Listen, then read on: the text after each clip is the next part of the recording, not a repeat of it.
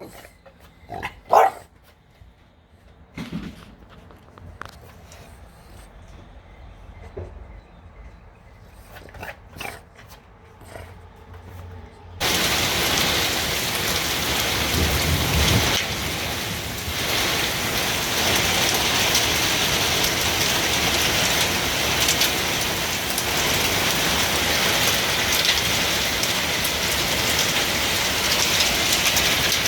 want y'all to look at this dadgum duck. It's sitting out here in a hailstorm.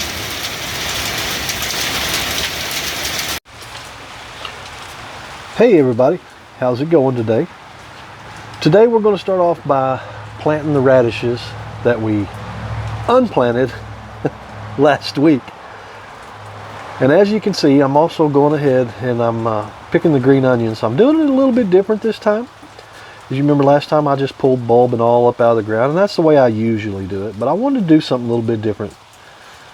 So this time I'm taking a pair of scissors, and yes, they are the Master Gardener's scissors, and they're still pretty dull. And I'm just cutting the greens off and leaving the root, or the white part, whatever you want to call it. And I'm wanting to see in the next week or two what becomes of them. I want to know,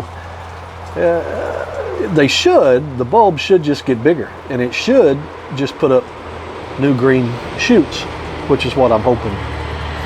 And if the bulb is a little bigger, well then that's just, you know, more onion for me. And that's what we want.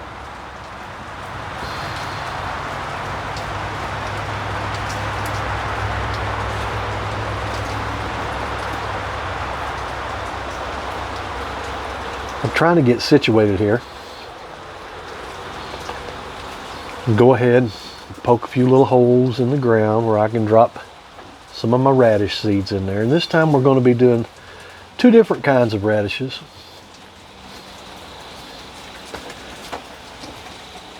In still, we're not planting a whole lot.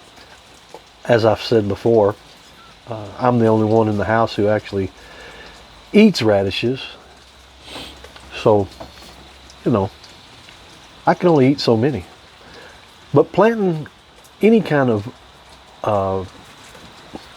fruit, for lack of a better word, what I'm getting at is like a radish or a carrot. Anything that makes its fruit below ground is always good for your soil, because it will loosen compacted soil and make it easier to plant in. So we always try to plant a few radishes. We always throw carrots in the ground too, even though we never get carrots. They're a lot like apple trees. They don't give us much fruit around here.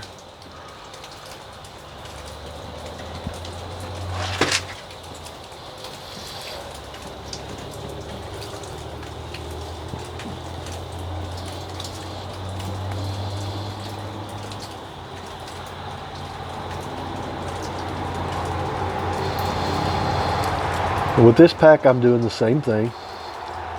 Just poking a few little holes in the ground. And then we'll go ahead and drop a seed in the hole, or two.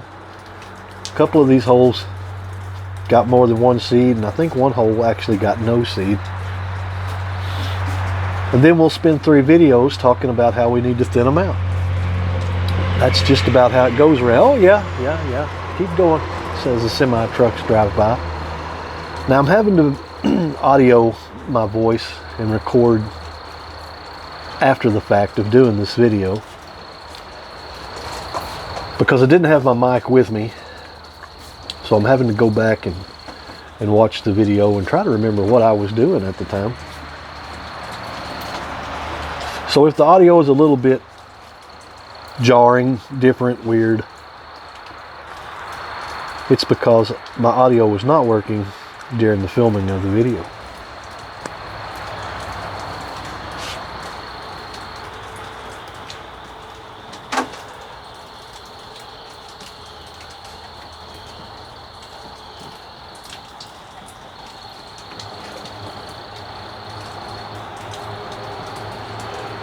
And that's got everything planted. Now we'll just kind of smooth everything out, pick a few weeds, and get on about our business and get on with our next video.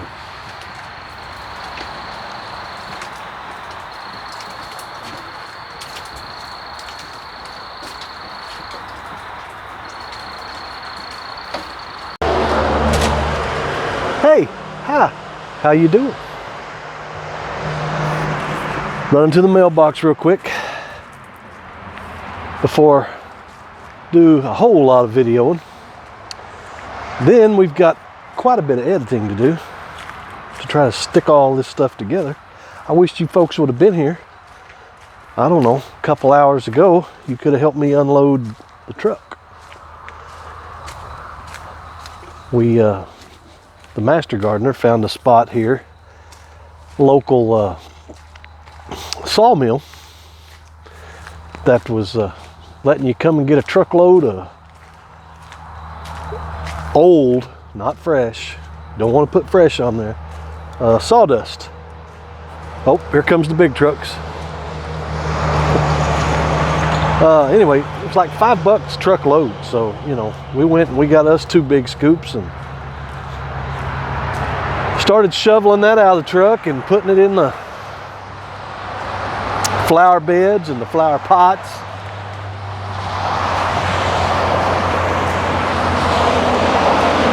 And I sure wish y'all folks would have been here to help me unload. Woo. Let's see what we got here. All right. Nothing. Which is better than bills. Nothing is better than bills.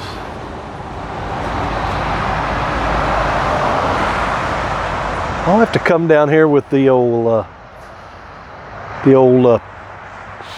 plant app, take a snap, see what these things are. I don't know. Some kind of little tree. Some kind of little tree. I don't know what that is. This used to be an old home place right here, and that is a mock orange tree. Now we've been actually trying to get a cutting of that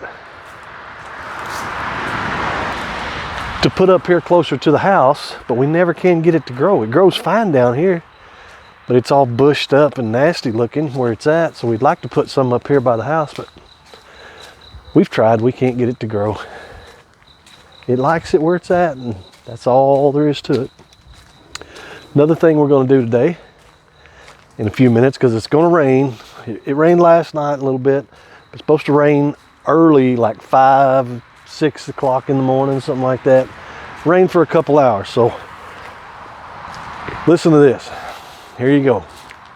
We have never necessarily had a mole problem down here, but I was telling you a couple videos back that we do now have a mole problem.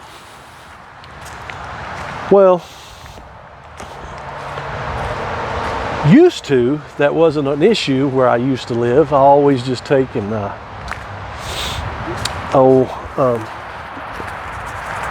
knew it. I knew I'd forget the name of that stuff. Diazinon. Yeah, can't hardly get that stuff anymore. It's pretty potent. But used to, you could take diazinon, broadcast that out across your yard, water it in real good, and then by the next day, everything that a mole eats comes up out of the ground dead. Grubs. That's what they're after. And the master gardener decided she was going to plant some, we took a lot of our tomato plants out of the greenhouse and decided to plant them. And every hole that she dug for a tomato plant had a grub worm in it. So, she's not going to let me.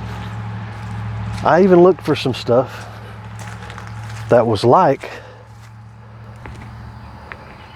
diazinon. Now these right here are some hyssop. The reason I'm showing you the bed is because we just put some of this, as you can tell, this is that good old sawdust that we just got. We filled this bed up. These are a couple peonies that we transplanted in here, and some hyssop growing in there. Oh yeah. But getting back to what I was going to say, you can't get diazinon anymore, so there's some other stuff called like triazonon or I don't remember. I can't pronounce that stuff. I'm not a scientist. But basically, it's the same stuff, probably a little weaker. I was going to broadcast that across the yard and into the garden.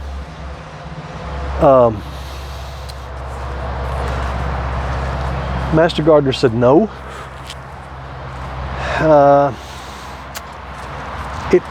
It says it is moderately dangerous for earthworms. Definitely kills bees.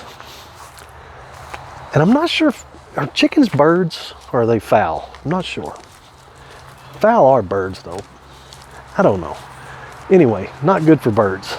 So we've got chickens, so we can't put that stuff out. That's not going to work. But we're still going to have a grub problem. We got to figure out what our grub problem, how to take care of that. So we did a little research.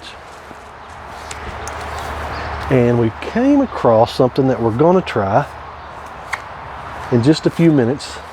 I'm going to try to get some of it on video. I don't know. I'll have to edit and put it in here and there. Nematodes. That's right. I said it. Nematodes. I don't know. They're like little enzyme creature things that live in the ground, little parasites. And they attack the grub, which is really nothing more than a Japanese beetle larvae. There's a couple, 2 or 3 other beetle bugs that they are the larvae of, but we're pretty sure down here we've got Japanese beetle larvae, grubs. Anyway, it attacks them. You have to water the ground real well, then mix it all up into a bucket, put it on a little broadcast sprayer, and you broadcast it around. And that's what I'm going to be doing here shortly. Nematodes. That's right. Nematodes.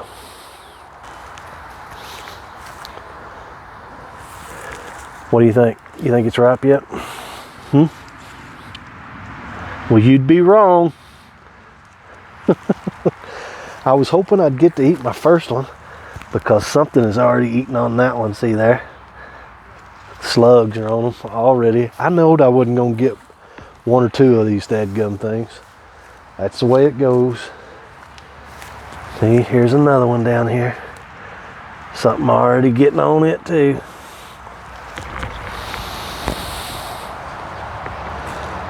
That's just the way it goes. Big, beautiful strawberries, but don't look like I'm gonna get any. I could probably put some 7 Dust or something on there. Maybe some, what's that stuff called that we put on them tomatoes? You know what I'm talking about, right? Diatomaceous earth. That's it. Could probably put that on there, but it's gonna rain. It's just gonna wash it all off. So, yeah, we're not gonna do that. Not gonna do that. But so went and got some good compost, put that out. Just looking. I know, show you my apple tree, but you know what, there's really nothing there to look at. I'm disgusted with the apple tree, and the old Fuyu persimmon I'm pretty sure is dead too. Yep. Lots of luck. That's what we're having, lots of luck. Now we're just trying to keep our vegetables alive. That's all. That's all we're doing. Wanted to show you. Forget now where it was at. Oh, before I get in there and get to walking around, I wanted to show you some of these the tomatoes. Look at that pretty mulch. It's not mulch, I'm sorry. Compost. Yeah. We've planted a few. We're done with covering them up. If it frosts, it frosts. And pretty sure we're done with the frost.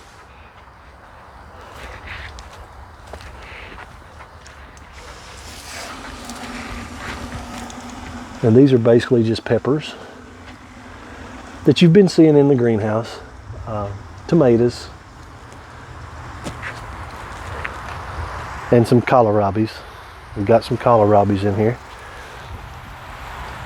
Of course, the peas. That one, ain't that a good one? That's a plum regal. Plum regal. Look here. Peas got some blooms on them. And they've grabbed a hold of stuff and they are climbing. Ain't gonna be long till we're gonna have some peas in the pot. You know what I'm saying? Of course. So we went ahead and composted this bed too. Look at there, they're fixing to bloom right out of there.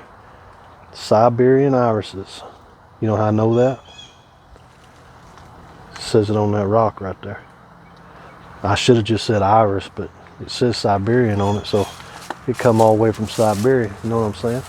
Ain't that pretty? Ain't that pretty? Pretty little yellow rose. Had to jump out of the garden because, because Tucker Dog decided he wanted to chase the UPS man, which was parked out on the service road. Kind of dangerous. So I had to chase him down and put him in the house. Put him in the house. This too, it's coming up wild. I say it's wild. Believe me, it was planted. I just don't know how it got out of the box. You know what I'm saying? This is Sweet William. It's a dianthus, which is in the same family as that pretty firecracker pink one that we just looked at a few minutes ago. But this one here has decided to come up outside the box.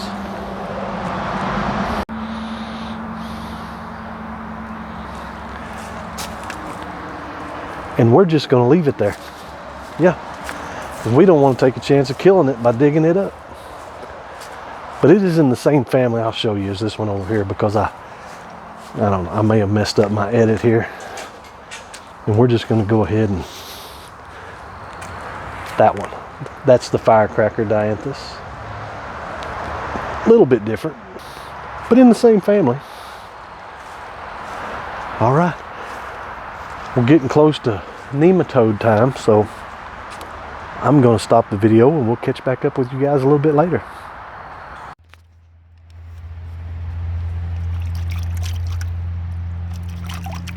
Where's that spoon?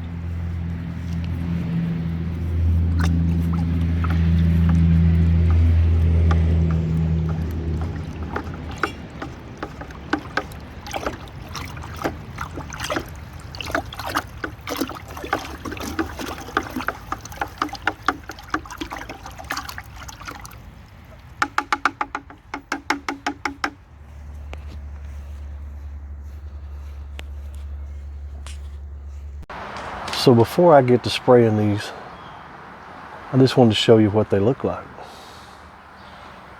Yeah, that's what they look like right there. And what this does, these on the left hand side where my thumb is, I'm trying to hold my phone too. These are the type of nematodes, which is marked by like HB or SF. These are what kinds you would order. And then this in the middle column tells you, well, the whole column, I guess. The little letters though are still the type of nematode that you would want to order for that type of pest. Does that make sense? That make a little bit better sense? So if you go down here to Grubs, you want the HB and the SF nematodes, which is what we ordered.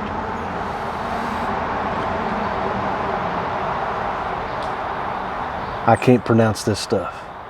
You see what I'm saying? I can't. But that's the HB that we got right there. And then, of course, the SF, which is right there. Those are the two that I just mixed together.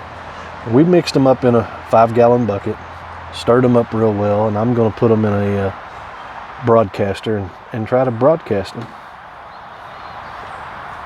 But they send you this fancy little piece of paper. Pretty neat. It's pretty neat. these are all the things that they can take care of in the soil. I'll try to go slow here so you can kind of get an idea of what it is.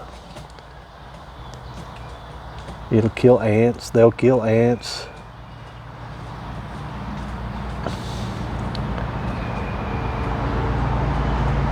Look at there. That's interesting.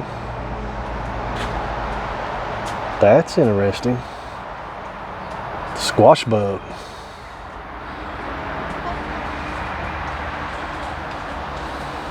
Yep. I don't know. We're going to give them a try. The organic way. Okay, now I'm only going to give you just a short video of this because I got to get to going. But I put them in the 5-gallon bucket, the little nematodes. Put it in the 5-gallon bucket, stirred them up real well. We're going to let them sit for about 30 minutes, which has already been past 30 minutes. Excuse me, had to move my glasses so I could see. Now we put them in our little spray rig here. And it also says that you want to water the soil, get it good and moist before you spray. So that's what I've also done. I've also sprayed down the garden a little bit and got it kind of moist. And now we're going to start broadcasting.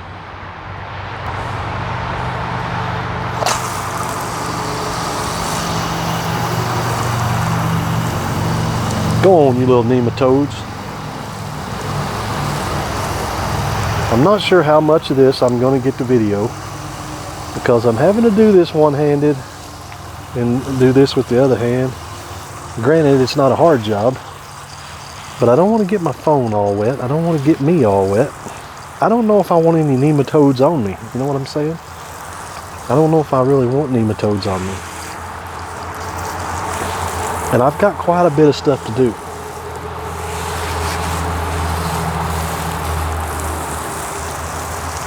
But we're just going to water this whole garden. And I've got some spots in the yard that I'm fairly certain are grubby. So if anything, you know, jumps out at me, or if I feel like there's something I need to come back and tell you about, that's what we'll do. Nematode done. So everything, I know you can't tell, but believe me, everything has been watered in with the nematode sprayed the garden really well. Sprayed these brown spots here in the grass. I don't know if you can see right in there. Quite a few brown spots, bare spots, and for no reason necessarily.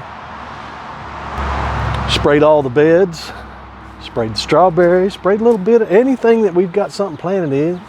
Even the dead Fuyu persimmon over there. Yeah, it's dead, but I sprayed it anyway. Who knows? Maybe it was a grub that killed it. You don't know. Now, wanted to go and say this. How do you know if you got grubs? Well, everybody has grubs. How do you know if you have an overabundance of grubs? Honestly, I am no doctor or an astronaut or physicist or nothing like that. I really don't know. I can tell you this. And I've done a lot of YouTubing and Googling and all that stuff on it. And I didn't just go with the first one. I looked at 3 or 4 different ways to do things. And coming up with, you know, a bio-friendly, chemical-friendly, because we've got critters and grandkids running around here. Excuse me. And I don't, you know, well, I'd be a dead man if these chickens ended up dying. But anyway, we definitely had more grubs than what we need, for sure. They're not beneficial at all. At all. One grub is not beneficial because all it does is, of course, bring moles, but because they eat the grubs. But basically, and like I said, there's more than one type of grub, but they all do the same thing. A Japanese beetle will lay its eggs when it's on when you see it in the spring or summer on your garden. It will lay its eggs in the ground. That becomes a grub, a larvae. That's those big white things. You know what I'm saying? Yeah, nasty. Those live underground and they eat roots. And anytime you have a plant that dies for no reason. There's just absolutely no reason. You've been watering it, you know, fertilizing, and everything else around it's growing fine, but that plant dies, more than likely it's a grub. More than likely it's grubs eating your plants, and we've had that several times. Not saying that that's the only reason that they died, but that is one reason. And the other thing is when Kim was planting these peppers and these tomato plants this week, no kidding, every little trowel of dirt that she would scoop out had 1 or 2 grubs in it. So they're going to eat the roots of the plants that we plant in there. That's going to happen. That's what they do, is eat the roots. Or if you see brown spots in your grass, that's also a sign. Could be a sign that that's where Ollie's peeing too. I don't know. It doesn't matter. I still watered everything. Maybe Kim just really wanted me to water the garden in the yard today. I don't know. But that's where we're at. That is what we have done. Like I said, this is just the way we did it. There's I have used granules and chemicals. There are things out there that you can spray and get instant results. But that stuff, kind of dangerous to your animals and to, you know, anything, your plants and things. So yeah, it might take a little longer, you know, a week or 2 before we start seeing results. If we even see results, who knows? But it's definitely a lot safer, and that's the main thing for us. We're not too worried about it. I even sprayed over here where the ponds used to be, because I know eventually we're going to be planting in here. I just sprayed it all. I sprayed it all. And of course, this is some leftover compost. I wish y'all had been here to help unload that out of the back of the truck. I'm telling you, my back is killing me. And my front and my back is killing me. And my camera stick, I'm gonna have to get me a new camera stick. That's just all there is to it. My camera stick just doesn't want to work.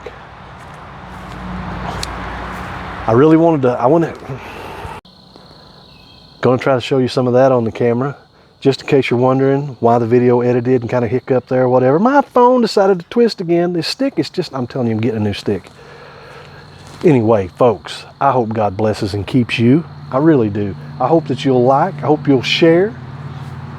I hope you'll comment on the video.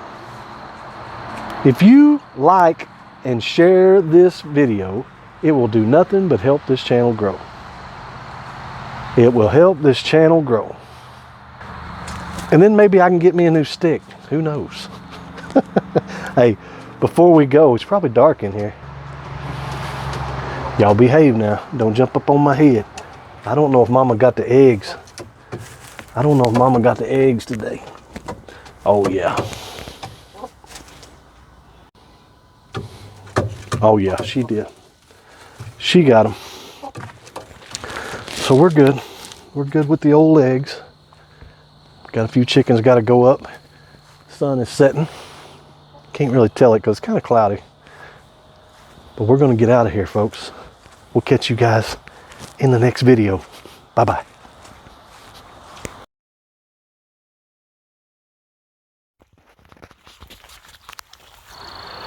Hello, folks. Welcome to Watauga Springs. Folks, this is a natural spring that just comes out of the rocks here in our area. It's been around for years. Now, it's not always had this fancy rock plaque and all that there. Some of the locals have actually added that in the last few years. It's still been there a while, don't get me wrong. But basically, this is just a natural spring water that comes out of the ground, and the locals have harnessed it with some pipe, and they've got it coming up out of the ground there, and I don't know, everyone around here I guess knows about it, I'm sure, but most times when you go down there to see this thing, there are people lined up filling up jugs of this natural spring water. A lot of them swear that it, you know, cures rheumatoid arthritis and cures this and that. I don't know.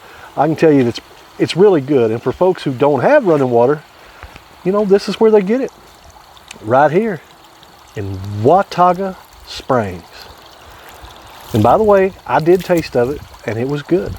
Cold, refreshing spring water right from the Watauga. So I wanted to show y'all another problem that we're having. It's not a problem, but it's going to become a problem. You might have noticed this cage in the back of my background of some of the video. We have a fox problem. I have managed to see this fox 3 times now. So we went and borrowed a nice big trap, and we're baiting it. I wish y'all had smell-o-vision, because that is, whew, yeah, that's nasty. But anyway, and don't even know if fox will eat this, but you know, surely it will attract him. I don't know. It's not the easiest thing to bait.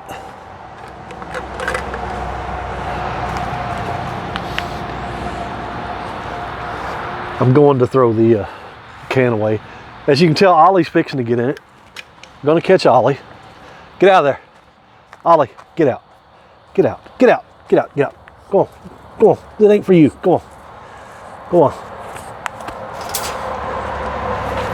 So we're gonna slide that on down to the end, and it's gonna splatter everywhere. I'm sure there's a better way. Look, I'll be right back. Trying to get this done with Ollie out here is just great fun. But it's not just Ollie that's the problem. I'm sorry. We're doing a little bit of guerrilla warfare here. It's not just Ollie, as you can imagine. There's about, I don't know, 17,000 feral cats out here. So before the fox comes, I'm sure I will have caught 3 or 4 cats. And I'll be lucky if they don't eat my bait before the fox comes. If he even comes. Hey, we're just gonna try this.